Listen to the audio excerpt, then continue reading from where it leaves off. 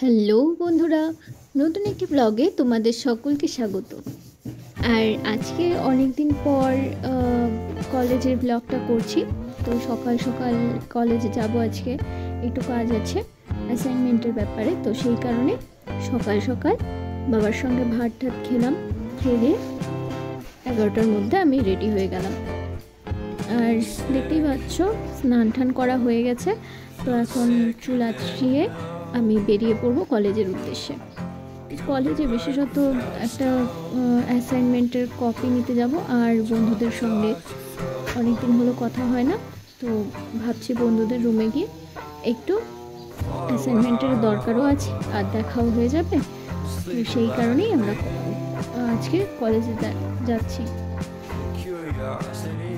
আর এখন দেখতেই পাচ্ছ রেডি হয়ে গেছি প্রায়, শুধু ব্লেজারটা পরবো। ব্লেজারটা পরে আর লেট না করে কিন্তু আমি বেরিয়ে পড়বো। আর আজকে ইচ্ছা আছে মাসির বাড়ি রাইডে ঢোকার, কারণ এক সপ্তাহ হয়ে গেল গানের পরীক্ষার পর থেকে বাড়িতে কাটালাম। তো কাটানোর কারণও রয়েছে, কলেজে যেতে হয়েছে, আর অ্যাসাইনমেন্ট এর ব্যাপারগুলো একটু ক্লিয়ার করাও হয়ে গেল এই টাইমের মধ্যে। তো আজকে আর না থেকে বাড়িতে ডিরেক্ট কলেজ থেকে কাজ সেরে কিন্তু আমি বেরিয়ে পড়ব।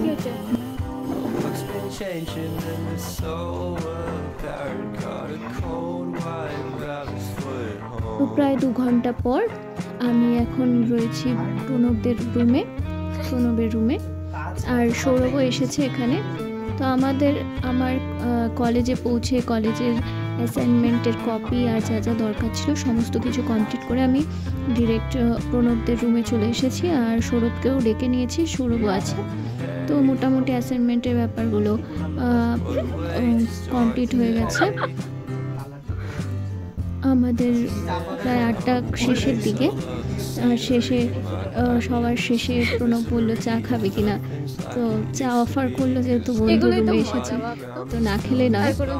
তো ওরা দুজনই বানালো, আমি শুধু বসে বসে গল্প করলাম। এটারই আলাদা মজা, তাই না?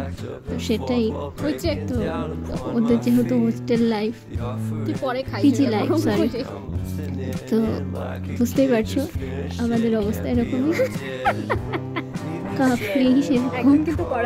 যাই হোক, এটার কিন্তু আলাদা মজা। তো এই মুহূর্তগুলোকে ক্যামেরা বন্দি করেছি এই কারণেই, কারণ আর 2 বছর পর বা 1 বছর পর কে কোথায় থাকবো জানি না, তবে এই স্মৃতিগুলো কিন্তু সমস্তই থেকে যাবে। তো আর সৌরভ আর প্রণব ওরা দুজনই খুব ভালো, আর আমার খুব কাছের বন্ধু বলতে পারো। আর বিশেষত 2 বছরে ওদের সঙ্গে ভালো পরিচয় হয়েছে, আর খুব ভালো বন্ধুত্বের সৃষ্টি হয়েছে আমাদের। আমরা সবসময় কন্ট্যাক্টে থাকি। যাই হোক, তো খুব হেল্পফুল ওরা। তো এখন আমরা চা খাচ্ছি, চা খাওয়ার মাঝে মাঝে দারুণ খুনসুটি হচ্ছিল। তো এখন আর লেট না করে বেরিয়ে পড়ব। তো প্রায় 1 ঘন্টা পর আমি কিন্তু বেরিয়ে গেলাম সেখান থেকে। তো মেন রাস্তায় চলে আসবো, মেন রাস্তা থেকে বাস ধরবো ডিরেক্ট শিলিগুড়ি, ভেনাস মোড়ে নামবো, আর ভেনাস মোড় থেকে তারপর মাসি বাড়ি যাব। তো এই বিডিও অফিসের পাশ দিক দিয়ে আমি চলে এসেছি।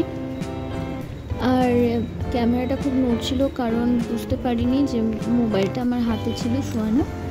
তো হাঁটার সঙ্গে সঙ্গে খুব বাজেভাবেই নড়ছিল, আগে দেখিনি। যাই হোক, তো এখন ভিডিও করা হয়ে গেছে, কিছু করার নেই।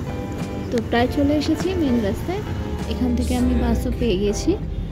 তো সিট সবার শেষে পেয়েছি। যাই হোক, আর এখন প্রায় অর্ধেক রাস্তা পার করে এসেছি।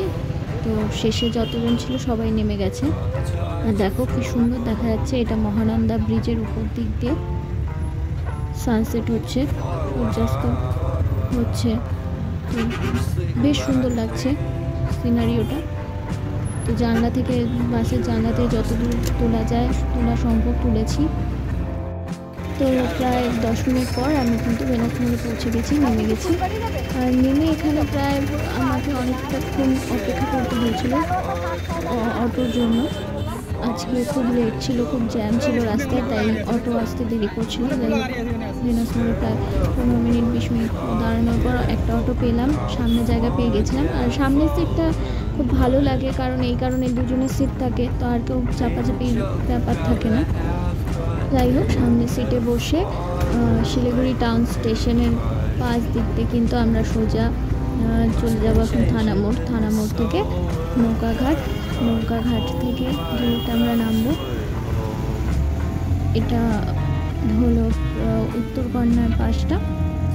তো বেশ সুন্দর লাগে রাস্তাঘাটগুলো।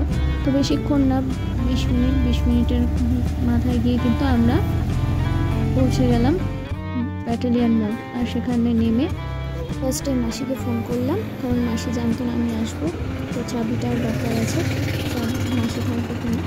তো ফোন করতে জানতে পারলাম যে মাসি সত্যি বাড়িতে নেই, বোনেরাও এখনও ফেরেনি। তো আমি ডিরেক্ট ঢুকলাম আমার চেম্বারে একটু পড়াশোনা করে 1 ঘন্টা পর আমি কিন্তু বাড়িতে চলে গেলাম, আর বাড়িতে এসে ফ্রেশ হলাম। তো যাই হোক, আজকের মতো ব্লগটা এখানে শেষ করছি।